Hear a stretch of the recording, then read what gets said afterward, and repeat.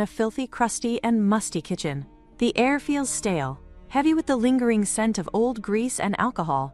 Someone is inside the kitchen, hunched over the table, not merely eating, but devouring the food with an almost desperate hunger, while washing it down with alcohol. In the middle of this chaotic indulgence, her name is spoken. The sound of Flora reaches her ears, and the way it is said makes her body flinch violently. She slowly turns her head, and standing there is Lord Leonard. In that moment, he announces the cancellation of his engagement with her. The information strikes her like lightning, sharp and paralyzing, and the shock causes her to lose her grip on the food in her hands as it slips and falls. The scene abruptly snaps back to the present. Flora jolts upright, as she wonders if everything she just experienced was nothing more than a dream. Before she can fully gather her thoughts, someone approaches her and greets her with a cheerful morning. The maid expresses surprise, mentioning how difficult the previous night must have been for her. Flora learns that she fainted and was taken to the infirmary, and while the maid speaks with relief about her recovery, Flora struggles internally to understand who she is and why she cannot bring herself to speak. The maid, misinterpreting her silence, simply feels glad that Flora appears to be doing better now. Despite this reassurance, Flora's mind remains restless as she questions where exactly she is. At the same time, an unsettling familiarity clings to the surroundings, as if she has been here before. The maid then informs her that she has been summoned to the principal's office after regaining consciousness and begins preparing her to go. While the maid busies herself, Flora's confusion only deepens. She looks into the mirror, staring at her reflection and questioning her identity. As she studies the face staring back at her, realization slowly dawns upon her.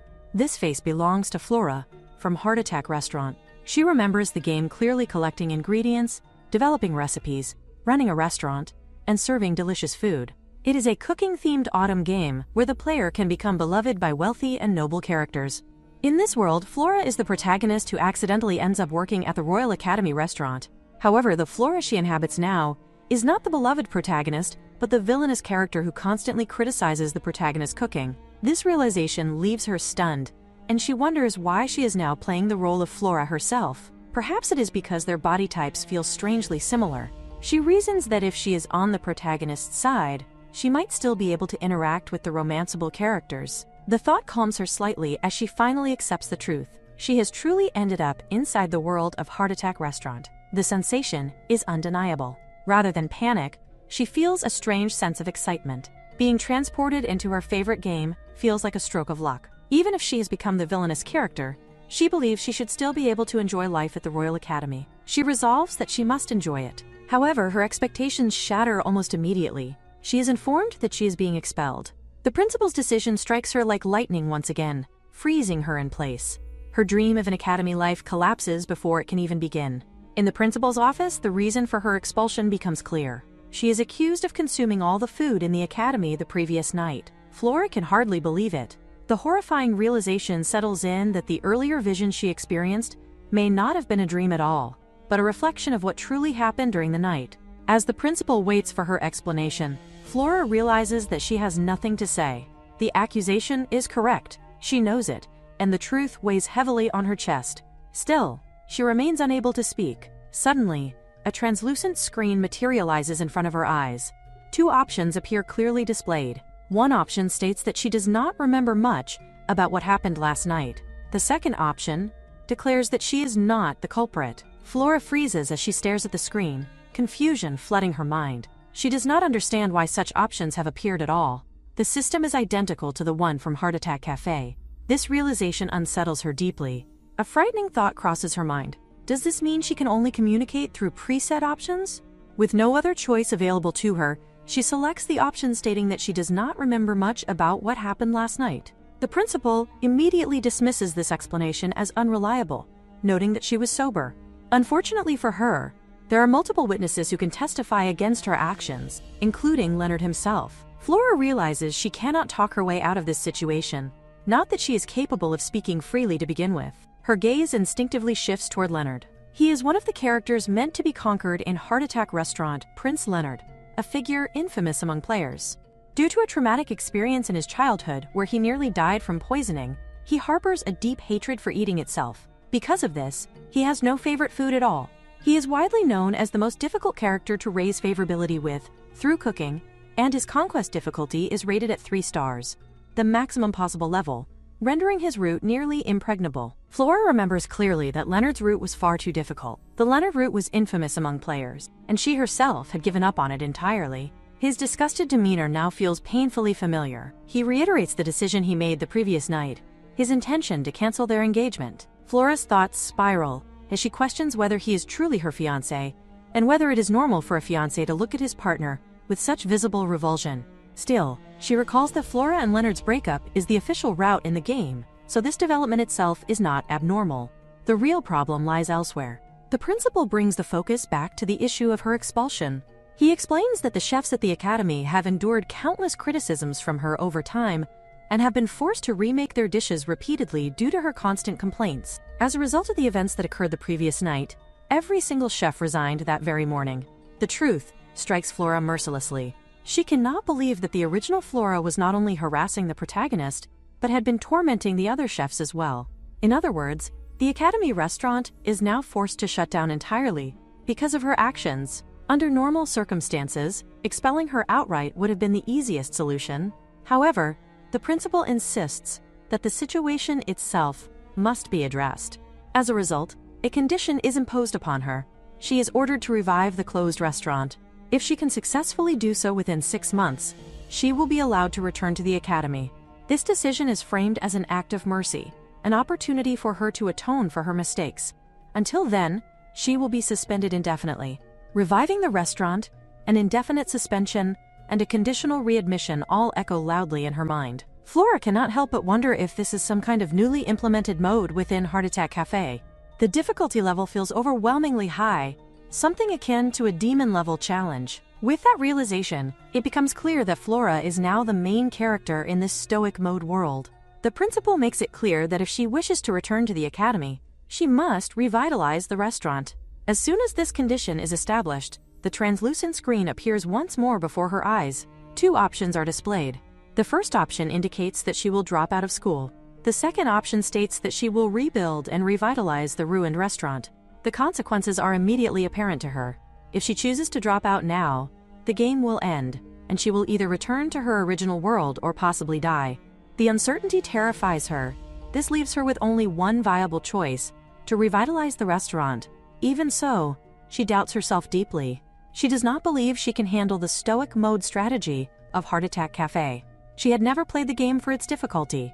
What she loved most was watching the characters eat delicious food. That alone had been enough for her. In her past life, reality had been far harsher. When her father was stealing her mother's money, she once asked him what he was doing, reminding him that it was money meant for their monthly living expenses. In response, he shoved her aside and told her to stay silent. She dropped out of high school to work, just as he demanded. He blamed her for everything: her mother's death, and even his losses in gambling races, placing the weight of his failures entirely on her shoulders. After her mother died, her father changed completely. Any remaining warmth in her daily life disappeared. The only comfort she had left came from Heart Attack Cafe. Whenever the characters ate the food she prepared, they praised it, calling it delicious. Each time, she cried quietly, because those words were everything she had wanted to hear in real life. Cooking made people happy, and that truth gave her solace. It gave her meaning. With that resolve, she chooses to rebuild the restaurant. She chooses it because she wants to prove herself, because she wants to show everyone what she is capable of. The moment the decision is made, the stoic mode officially begins in this world. This world, which once healed her, now becomes the place where she must survive. She decides that she will live to the fullest here. Even if she were to return to her original world, it would only be another form of hell. The principal appears genuinely surprised by her choice. He had expected her to give up and drop out instead. That reaction alone makes it clear that the real Flora would have chosen differently. Lord Leonard also looks visibly puzzled by her decision. At that moment, Flora notices a small pop-up window hovering near Leonard. It displays a numerical change, -10. She realizes with shock that she can now see favorability ratings. Leonard's favorability toward her is already in the negative. She can hardly believe it. She is supposed to be his fiancée. Yet in normal mode, characters start with a favorability rating of 30. The principal observes her expression and concludes that the decision must have been a difficult one. Eventually, the scene shifts. Flora lies on her bed, utterly exhausted. her body heavy and her mind overwhelmed. She has been moved out of the luxurious special quarters reserved for the Duke's daughter and relocated to a standard private room. The room is spacious and pleasant, and the restaurant is scheduled to reopen tomorrow. She wonders whether everything will be all right. If things go smoothly, perhaps the characters will eat the food she prepares. That does not sound so bad. Suddenly the screen lights up and a system explanation appears, outlining the conditions required to clear stoic mode. Returning to school is mandatory in order to clear the mode and allow the character to eat delicious food. As a character's favorability rating increases, the restaurant's popularity will also rise. If she manages to maximize the restaurant's popularity within 6 months, she will be able to return to school. She wonders why the tutorial has started so abruptly. This, she realizes, is the difference between stoic mode and normal mode. Affinity is much harder to raise compared to normal mode. She must be careful, because if she serves a character food they hate, it may result in a game over. The character's favorability will not simply decrease, it will immediately trigger failure. There is far too much to remember, and the difficulty level is extremely high. However, completing tasks and missions follows the same structure as in normal mode. Her first objective is to revive the restaurant within 6 months. The first mission is unlocked, and the task is to serve food to the first character she is trying to win over. She assumes it must be one of the conquerable characters. To be safe, she decides to review everyone's profile. The first is Leonard, a third-year student at the academy and the crown prince of the kingdom, as well as the proud future king. His favorite food is none in particular, but he prefers light food with strong flavors. He is quite free-spirited. He favors meat dishes and dislikes vegetables and bitter foods. His difficulty level is 2 stars. Next is Albert. He is a good kid who gives honest opinions about food. He is a classic type, and she finds that she likes the fact that he is a little mischievous and has a puppy-like charm. Then there is Roger, a second-year student at the academy, and the sheltered son of the Margrave of the Domains. His favorite foods are mushrooms and fruits, and he dislikes seafood. His difficulty level is 3 stars. Roger sounds normal enough, but he is pure and innocent, despite being a loner. However, if his favorability is raised too much, he becomes depressed and finds it difficult to interact with anyone other than the heroine. Lastly, there is Charles, the second son of a duke and a carefree teacher at the academy. His favorite food is seafood, and he dislikes nothing. His difficulty level is 3 stars. He is Albert's older brother and fits the teacher-type archetype. Everyone trips over this doormat-like character. He possesses an irresistible adult charm, paired with the gap of being a loser. Everyone shows a beautiful expression when they eat his food. She gains a general understanding of each character's personality and preferences, but the real problem lies with Flora. Flora is hated and has almost no connection with the other characters. If she looks into Flora's memories, she already knows this to be true. Flora has no connection with any character except Leonard.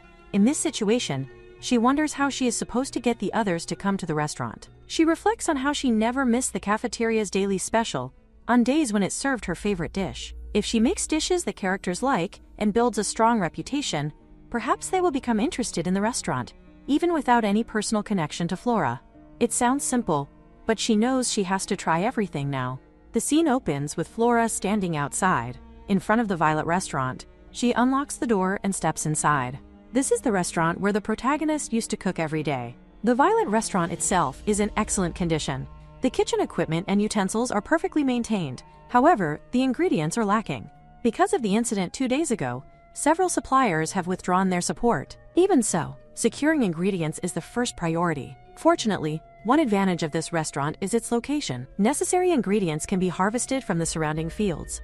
She gathers fresh tomatoes and eggplants, discovering that there are still vegetables she can rely on. That realization brings her a small sense of relief. Now she needs to plan a menu using only the ingredients currently available. For now, she decides to work with what she has: tomatoes, chicken thighs, onions, eggplants, and garlic. She begins by chopping the ingredients and gently sautéing the garlic in olive oil. She adds the tomatoes, oregano, wine, and broth, letting everything simmer over low heat. After carefully adjusting the flavor with spices, the dish is complete. It becomes chicken tomato stew, a dish she knows is exceptionally delicious. Her past experience working part-time in a kitchen proves incredibly useful. Cooking in games is usually nothing more than mashing commands, but reality is different. Without personally gathering ingredients, she cannot prepare dishes that satisfy the game's characters. Even regular academy students must try the food before the restaurant's reputation can spread. She understands that she needs to steadily increase the restaurant's popularity. She moves to the front of the restaurant and hangs a banner, announcing that the restaurant is open. Unfortunately, it has no effect. No one approaches. Her inability to speak well is already a disadvantage, but the situation is worse than she expected. People do not merely hesitate. They deliberately avoid the place altogether. Academy students begin whispering among themselves. They sneer at the idea of a fallen duchess working like a commoner. They mock the thought of Flora cooking, claiming her food must be inedible. Or worse, poisoned. This situation is no longer about cooking skill. It is about restoring trust in Flora herself. She wonders what Flora must have done in the past. She understands that Flora is disliked in the game, but if her reputation is this terrible, perhaps she truly made irreversible mistakes in real life. Suddenly, her eyes land on Roger. If he is unwell, that would be dangerous, but from a gameplay perspective, he is considered an easy conquest. She wonders if he might be willing to try the chicken tomato stew. With that thought, she attempts to approach him. Then she remembers that she cannot speak properly. Her hesitation causes Roger to grow uneasy. He panics and hurriedly runs away. She stands frozen, stunned by what just happened. She cannot believe that someone could flee so quickly. The surrounding students immediately begin murmuring again. They recognize Roger and scoff at the idea of him eating Flora's cooking. They joke that if he eats it, his body shape might change, and his engagement could even be broken off. At that point, Flora decides to close the restaurant for the day. The sunlight is harsh, and the atmosphere is unbearable. She prepares some leftover honey lemon water and returns to her room. In the end, the restaurant closes without serving a single customer. This is not about improving the restaurant's popularity anymore, but about restoring Flora's trust, or rather, increasing Flora's own favorability. With this reputation and this body, things will not improve easily. As she turns away, she suddenly notices someone nearby. It is Leonard, taking a break in a place like this. The man who is nearly impossible to conquer. His favorability is unlikely to increase no matter what she does. Ignoring him seems like the best choice. However, she unexpectedly turns back and walks toward him. Up close, his exhaustion is obvious. His condition looks poor, and his health seems compromised. A system screen appears, presenting two options: call out to him or do not call out. She chooses to check on him. Leonard opens his eyes and recognizes Flora standing in front of him. He reassures her that he is fine and tells her not to worry. Despite that, she suspects heat stroke. His condition looks serious and requires immediate attention. Another system screen appears, offering two more choices: go home quietly or call someone. She does have water, but there is no option to make him drink it. Faced with this limitation, she realizes that if things come to this, she will have to rely on a plan of her own. She is just about to make him drink it when, without warning, chains manifest out of thin air and coil tightly around her arms and torso. The moment she attempts to act outside the given option, her body refuses to obey her will. She realizes then that if she tries to do anything other than what the system permits, she will be completely immobilized. Every second feels unbearably loud, each ticking sound drilling into her mind. The mere fact that such options exist wounds her deeply. Choices like these should never have been created in the first place. Overcome with frustration and despair, she strikes her head against the glowing screen. The sharp sound echoes through the room, making Leonard momentarily alert, though he cannot see the cause. In the next instant, the screen vanishes entirely, leaving her stunned. She wonders if, somehow, she has managed to block or reject the option itself. Gathering herself, she calls out to Leonard. Leonard questions why she is still there, and she explains that he is dehydrated and must drink something. She manages to get him to drink it. When he questions what the liquid is, she explains that it is lemon water she prepared earlier. This immediately reminds her of something critical. Leonard was nearly poisoned as a child, and since then, he has refused to consume anything prepared by others. The realization freezes her in place. She knows she has crossed a dangerous line.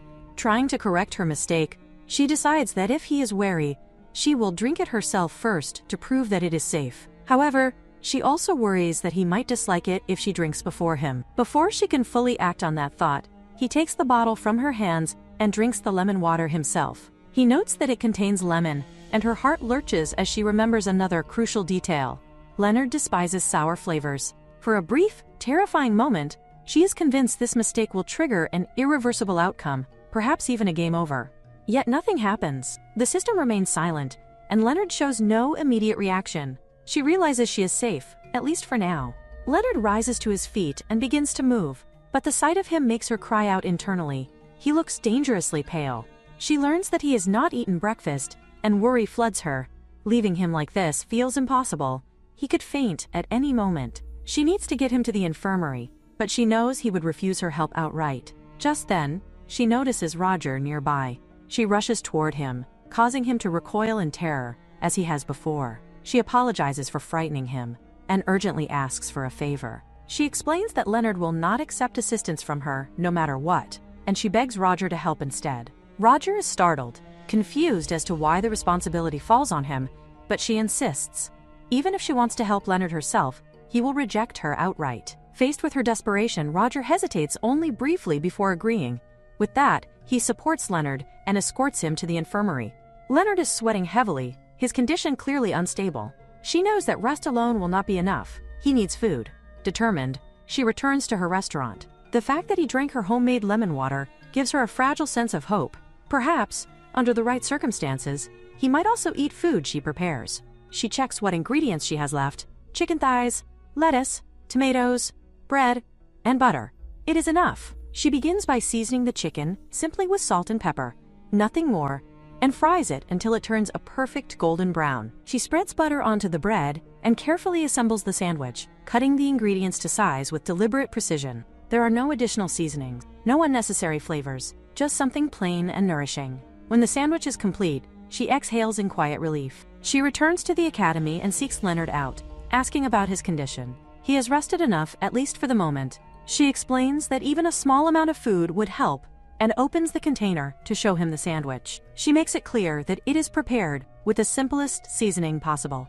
Leonard, who has lived his entire life refusing food made by those he does not trust, still cannot bring himself to eat it. Perhaps it is the atmosphere, or perhaps sheer exhaustion, but instead of anger, he apologizes. He explains that he cannot eat food prepared by someone he does not trust. She already expected this response.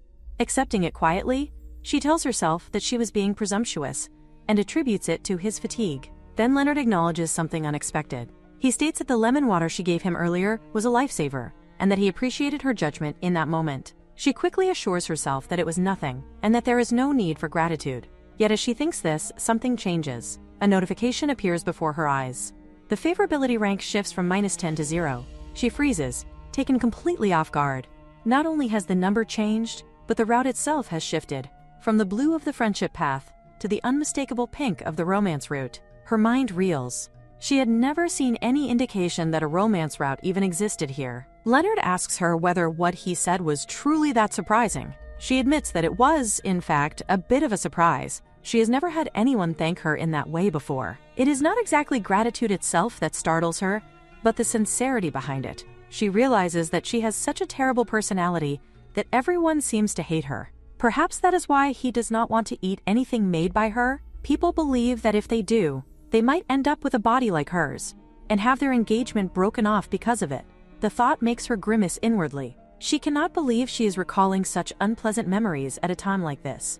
As fragments of Flora's memories surface, a familiar ache tightens her chest. After Flora's engagement to Leonard, she had desperately longed for a slender body. She tried to lose weight, but no matter what she did, she saw no results. Frustration turned into rebound eating, and that only worsened her condition, eventually leading to her current figure. As the daughter of a duke, her pride had been torn apart piece by piece. That humiliation, that sense of worthlessness still lingers painfully in her mind. Leonard notices her sudden silence and asks, "What is wrong?" She apologizes and explains that she simply remembered how she had been criticized, not only for her personality, but also for her appearance. Someone once told her that they would never eat at her restaurant because if they ended up with a figure like hers, their engagement might be broken off. Even though she herself never truly cared much about her appearance, hearing something like that had still been a shock to Flora. The pain must have been even deeper than she initially realized. Leonard then asks whether she truly believes that he broke off their engagement because of her looks. She replies that she thinks the incident from the day before yesterday was the decisive factor, but she assumed her appearance might have played a part as well. Leonard pauses, carefully considering her words and her actions up until now, along with the binge-eating incident from the day before yesterday.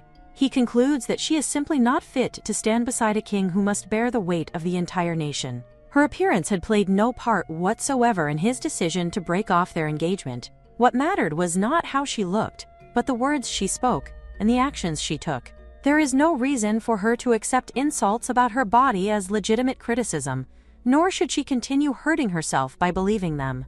With that, he leaves. She remains standing there, stunned. This, she realizes, is what Leonard is really like. She cannot help but think that if Flora had heard those words back then, they would have meant everything to her. Suddenly, someone calls out to her. She turns around and sees Albert approaching. He asks whether she has cleared the node. His difficulty is 2 stars, and his friendliness and social skills make him a beginner-friendly character. Albert is Leonard's childhood friend and schoolmate. She tells him that Leonard just walked off in that direction. She admits that she did not expect to run into Albert in a place like this, and briefly wonders whether Roger had gone the same way. As she is thinking this, she notices that Albert is standing a little too close. Then, to her surprise, he leans in slightly and sniffs the air around her. He asks if she is Flora and comments that she smells different from before. Previously, she smelled worse. He wonders aloud if something happened. She replies that nothing has changed, that she is the same as always. Still, she cannot believe that he actually noticed a change in her, something that feels as if it comes from the inside rather than the outside. Albert remains silent for a long moment, clearly lost in thought. Eventually, he steps back and says that even if something did happen, it is none of his business. He apologizes for asking something strange and then leaves. She watches him go, unease creeping into her thoughts. She wonders if he can really tell, just by smell, whether someone has been possessed or not. Before she can dwell on it further, another person approaches her. She immediately tells him that Leonard went in that direction, but he shakes his head and explains that Professor Charles specifically asked him to call her over. She is taken aback by this. Professor Charles wants to see her. The boy confirms that it is something important and that she is to come to the infirmary. Charles has a difficulty of 3 stars. She never expected to be summoned by a romance route character, and as she heads toward the infirmary, she cannot help but wonder what this important matter could possibly be. Finally, she stands at the door of the infirmary and knocks, then steps inside. The room appears empty at first, but her eyes quickly settle on a figure sleeping soundly. To her surprise, it is Professor Charles. Even though he is a teacher, he seems so relaxed and carefree that he takes naps in broad daylight without concern. She thinks about the contrast between their current situation in the game and the calm ease of the professor, noting that his free-spirited nature makes him seem almost careless. She calls out to him, prompting him to rise. He greets her warmly, acknowledging her presence, and she notices that despite his official role as a teacher, he carries a kind of casual, easygoing air. Professor Charles's favorability rating toward her is still at 0, reflecting a fairly high difficulty level to gain his trust. She understands why, given how meticulous and cautious he seems in general. Before any discussion begins, Charles requests that she lock the door. She complies, fully aware that locking the door signifies that the conversation will be private, away from the ears of others. Once they are both seated, he tells her to be straightforward. He explains that she is under a curse. While his specialty is medicine, he has a considerable interest in sorcery as well. After receiving information from the Lord and examining her when she was brought to the infirmary, he has become certain of the nature of her affliction. She struggles to understand what he means by a curse, noting that there was nothing like this in the normal mode of the game. Charles remarks that, in this country, using sorcery is considered a serious crime, implying that whoever cursed her must hold a significant grudge. When he asks if she has any suspects in mind, she admits that there are too many possibilities, leaving her uncertain. Her honesty makes Charles laugh, as he appreciates such frankness. This amusement nudges his favorability rating up by 1 point. She wonders whether the increase is truly because of her honesty, or if it reflects her realization of how much others have resented her since the incident that led to her indefinite suspension. Rumors of her engagement to Leonard being broken, and the resulting instability in her position. Charles elaborates that under normal circumstances, incidents like this should be reported to higher authorities, which could even force her to leave the academy. The thought horrifies her, as she imagines the game ending prematurely and her dreams of graduating from the academy being shattered. Panicked, she rises and pledges to avoid causing such incidents in the future. Seeing her sincerity, Charles decides to observe her personally for a while, his curiosity piqued by the unusual situation. This gesture fills her with happiness, yet Charles reminds her that his attention is conditional. He is lending his help, but she must use it wisely. Meanwhile, the narrative cuts to Flora, who is absorbed in reading a book she never expected to encounter in real life, a book about curses. she discovers a passage about the curse of gluttony.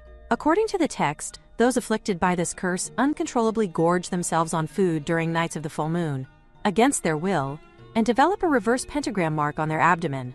Alarmed, she checks her own stomach, only to blush furiously upon realizing that Professor Charles has already seen it. The embarrassment is intense, yet the warning in the book captures her full attention. The method for breaking the curse is unknown, the items that might suppress it are unidentified, and the effect itself remains a mystery. At least, she reasons, the curse does not activate until the full moon, giving her time to prepare and gather more information as the game progresses. For now, she decides it is best to focus on immediate priorities. The first task is to ensure Roger eats the food she prepares. Her previous attempt had failed to appeal to his tastes, so she resolves to succeed this time. Just as she prepares to act, a knock interrupts her. She asks the visitor to enter, and Noel steps into the room. She greets her warmly, inquiring about her well-being. Noel expresses her delight at seeing Flora, and Flora smiles warmly in return, the connection between them immediately softening the tension in the room. Noelle is Flora's younger half-sister, a pure and adorable girl whose presence always brings a sense of comfort. Reflecting on their past, Flora realizes that she had genuinely liked Noelle, despite their limited interactions. Since they did not live together, their meetings were infrequent, making these moments all the more precious. Without thinking too much, Flora reaches out and takes Noelle's hand, remarking on how long it has been since they last saw each other. Noelle, sensing a sudden intensity in her elder sister, wonders what might be troubling her. Flora, caught in a flicker of insecurity, worrying that she might have disrupted the fragile bond between them, decides to shift the topic, not wanting to dwell on unease. Flora asks Noelle the reason for her visit. Noelle explains that she has come specifically to deliver something, a letter from their mother. Flora feels a surge of gratitude for the effort, knowing that Noelle went out of her way to bring it. She takes the card in her hands, her mind immediately recalling the complicated dynamics of their family.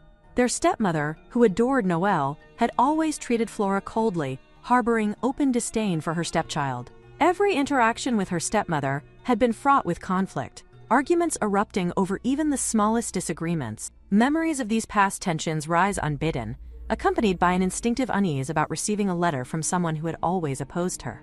The atmosphere feels heavy, old, and oppressive, casting a dark, almost noir-like shadow over the moment. Flora opens the letter carefully, her thoughts racing. The words convey genuine concern. Their mother is worried about her well-being and plans to come see her during the next break. Since Flora may not be able to return to school, her mother intends to bring her home.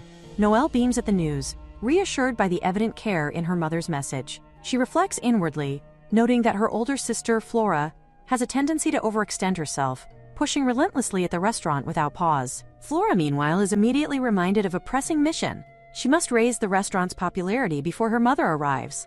There is no time to rest. Roger's favorite dish must be prepared, a task that cannot be delayed. Noel mentions that, given this, she understands why Flora cannot simply return home quietly. But Flora is already moving, rushing out with a hurried apology. She explains that she must prepare for mushroom hunting and promises that they will talk later. Noel stands for a moment, processing her sister's words with a mix of astonishment and concern. She can scarcely believe that a noble of Flora's status would personally venture into the mountains to gather mushrooms, an endeavor so unglamorous yet undertaken with such determination. The scene shifts to Flora and her maid Sarah, assembling their supplies for the hunt. They check methodically: gloves, basket, guidebook, water bottle.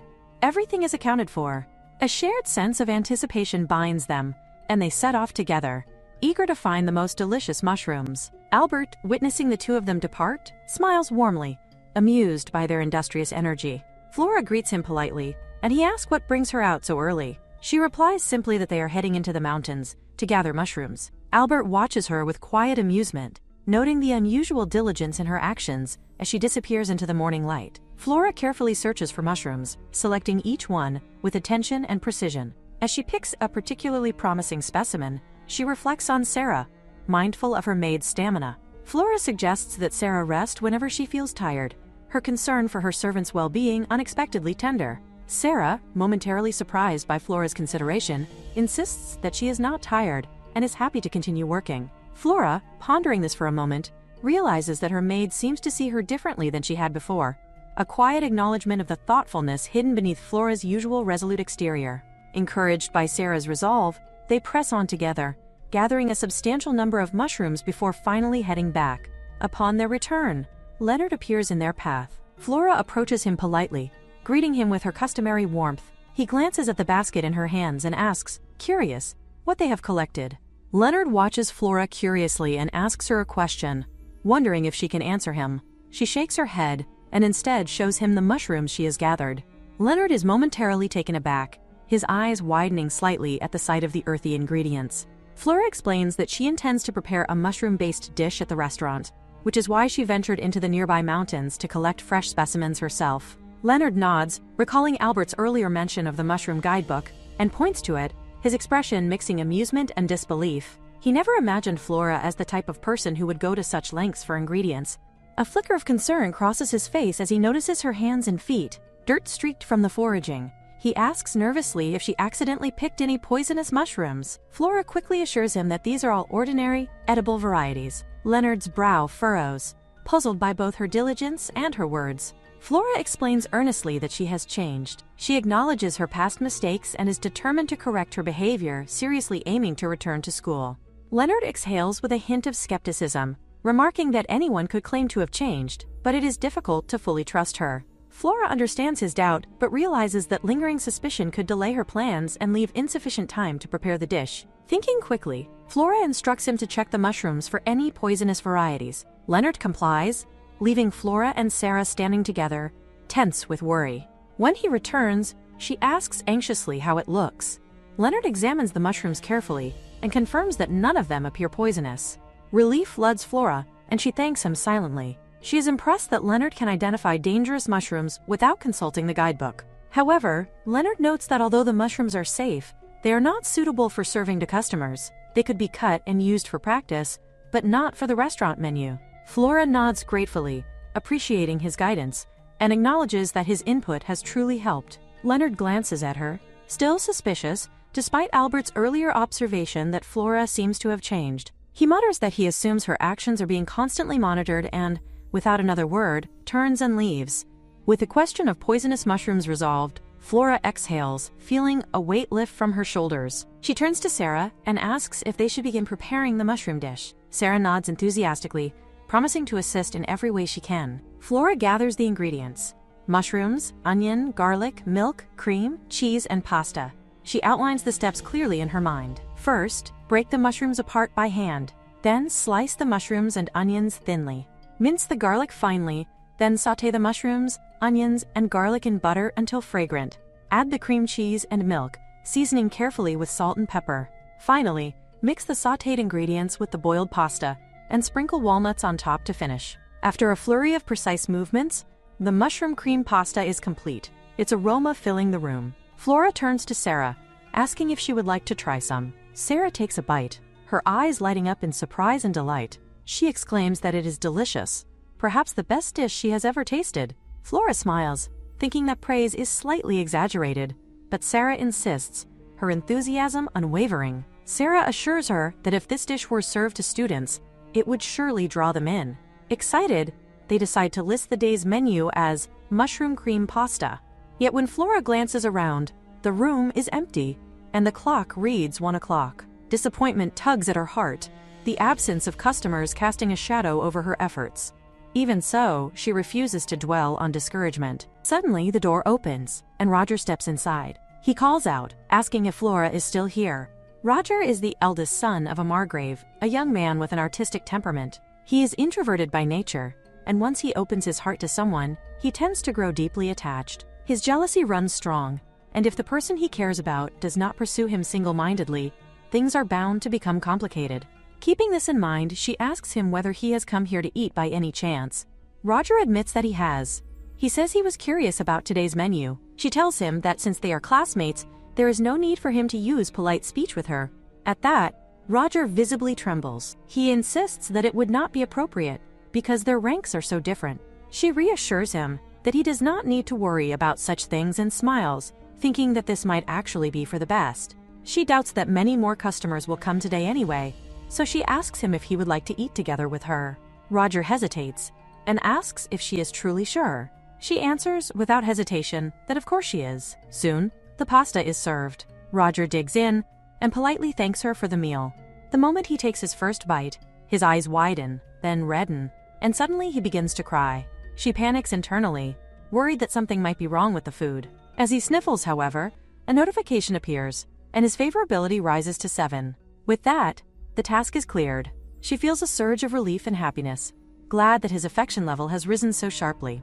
Roger explains through his tears that the taste reminds him of his hometown. It is really delicious, and it is the first time he has eaten something this good since coming here. His hometown is a small rural village, far away from this place. His parents wanted him to receive a proper education, so they sent him to the academy. When he arrived, he did not know a single person. He tried his best to fit in, but everyone kept their distance. Even after a year had passed, he had not made any friends. Eventually, he assumed that people did not want to associate with him because he came from the countryside. Flora listens quietly, thinking that it is probably more because he is an intimidatingly handsome man whom people find difficult to approach. Roger continues, saying that he has been alone the entire time since coming here. It has been very lonely, but eating this food has made him feel a little better. He thanks her sincerely. Flora replies that she is actually the one who should be thankful, and that she is glad he enjoyed the meal. Roger looks at her carefully and then says that the rumor must not be true. The rumor that Lady Flora looks down on nobles of rank lower than a marquis. He wonders aloud who could have spread such an awful lie. After all, the real Lady Flora treats even a country boy like him normally, and she is incredibly kind. Flora laughs it off lightly, knowing full well that until recently, the rumor had been true. If she were the old Flora, she would not have spoken to Roger at all. She remembers what happens in normal mode, and before she can overthink it, she calls out to Roger and asks why they do not become friends. The question clearly takes him by surprise. She explains that the truth is, she does not have any friends either. Roger stands up, clearly flustered, and asks her to give him some time to think about it. With that, he leaves. She knows that in normal mode, they become friends just like that. In stoic mode, however, things are not so simple. Still, the restaurant's popularity increases slightly, and a message appears congratulating her. Her popularity has risen to 0.5 stars. She is glad that she cleared her task as well. As for the reward, she is now able to stock beef and pork. A second task unlocks immediately. Serve food to the second romance target and raise their affection. Flora exhales slowly, realizing that she is finally beginning to understand how to progress in this game. Her next target is Albert. Since he loves meat so much, she decides that she will go with him next. Even the restaurant's popularity drops by 0.55 seconds, and this alone makes her even more worried. With growing anxiety weighing on her heart, she approaches him to ask whether the roast beef is not good. There's a limit to how much shame one can bring upon herself. Flora says, right? Her mother asked that words with her half-hearted reply. From her perspective, from what Flora remembers correctly, her stepmother was her father's mistress. She loves status, fame, and luxury goods, and disliked Flora, the daughter of the former wife. She gave birth to fraternal twins Edward and Noel and secured the position of second wife back to present. Her stepmother says that she heard that the headmaster gave her some sort of condition to return to school. She need to rebuild the restaurant. But someone spoiled like her could never manage that. So withdraw from school and come home immediately. She is angry that Flora is not a servant, so why bothering running a restaurant? And if she has a bad influence on Noel, she won't forgive her. Flora says to her stepmother that she won't go back. Back when she was in her past life, she had to drop out of high school to support the family. That's why for the first time here, she says she want to return to school and graduate from this academy. No matter what her stepmom says, that's why. How many times do she has to tell her she can't possibly? But Flora asked her stepmom to please take a look at this data. Her mother wonders, what is this? She replies a summary showing that customers' number have been increasing over the past few days. At this risk rate, they can restore the restaurant, and don't she think it's too soon to give up? Her mother is a little angry, but she says fine, have it her way. The Duke also said to let her do as she pleases, so she will give it a little more time. However, by the semester and banquet, she must produce real results. Otherwise, she will judge her as hopeless and have her expelled. With that, she slams the door close. Finally, she somehow got through that, and the mission is complete. Her reward is a necklace chain, and they asked her to take good care of it. She wondered, what is this? She don't know how to use it though. Now the next mission begins, and by the day of the banquet clear, a total of 4 tasks raise the restaurant popularity to 3 stars mission tasks. Sounds like there's a lot to do basically. She just needs the capture targets to eat her cooking. Yesterday, pork steak was a mess. So today she will try using season the beef with garlic, salt, and pepper, sear the surface. Then slowly cook it through the oven while letting the roasted meat dressed make a gravy sauce from the meat juice and red wine, and it's finally done. Roast beef perfect. Where they should get Albert to come. When the menu is set, we see that Albert is really here. He says that he was just in the mood for some meat and orders. One roast beef. Flora replies, yes. She will bring it right out. Roast beef with gravy sauce. Albert goes and take a bite, but she sees that his expression is quite low, and the rating goes -3, which makes Sir shout no way.